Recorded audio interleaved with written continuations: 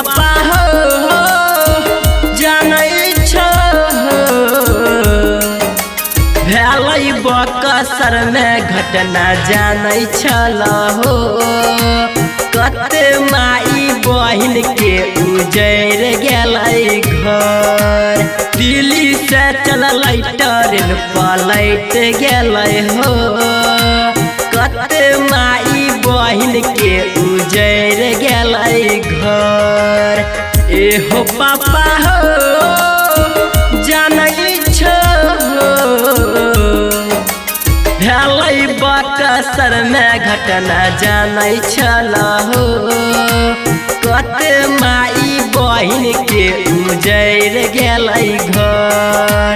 दिल्ली से चललै ट्रेन पलट गेलै हो कते माई बहिन के उजैर गेलै घर। मिक्स बाय जाने डिजिटल रिकॉर्डिंग स्टूडियो पानी।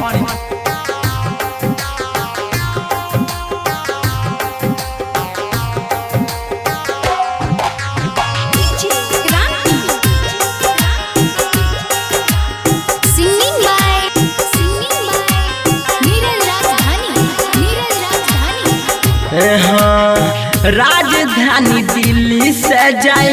रहे कम अच्छिया हो बक्सर घुसते रघुनाथपुर में भेलै हादसा हो राजधानी दिल्ली से जाए रहे कम अच्छिया हो बक्सर घुसते रघुनाथपुर में भेलै हादसा हो रही मजदूर रहे गरीब दिल्ली से चललै ट्रेन पलट गेलै कते माई बहिन के उजैर गेलै घर दिल्ली से चललै ट्रेन पलट गेलै कते माई बहिन के उजैर गेलै घर। मिक्स बाय जाने डिजिटल रिकॉर्डिंग स्टूडियो पानी।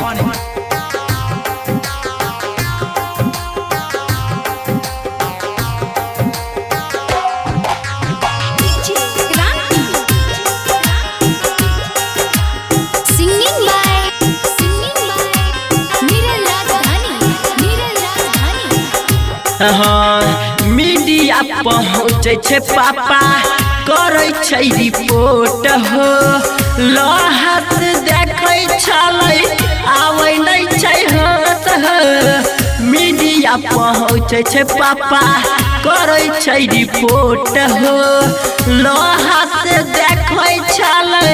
आबै नै छै हंस हो नीरज रबै छै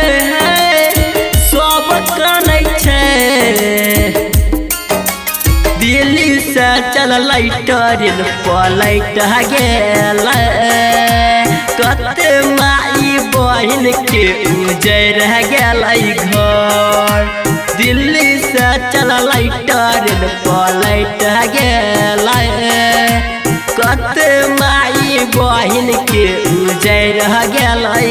घर। Recording by Abhishek Raja.